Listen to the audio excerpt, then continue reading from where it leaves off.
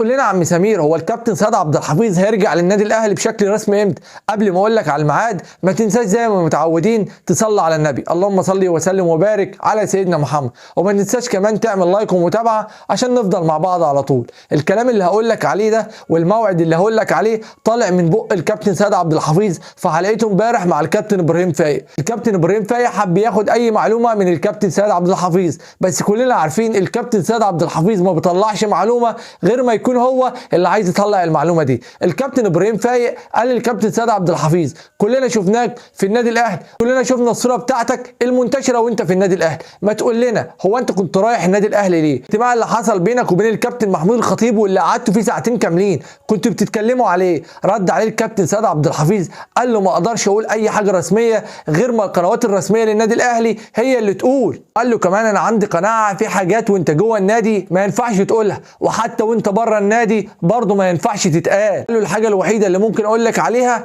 امتى هرجع للنادي الاهلي بشكل رسمي. قال له ان شاء الله اعلان قرار رجوع للنادي الاهلي هيبقى في اخر الاسبوع، يعني الكابتن سيد عبد الحفيظ هيرجع النادي الاهلي بشكل رسمي اخر الاسبوع اللي جاي. فافرحوا يا اهلاويه، العو رجع من جديد، الكابتن سيد عبد الحفيظ رجع من جديد. ما تنساش بقى تعمل لايك ومتابعه عشان نفضل مع بعض على طول. بس كده، يلا سلام.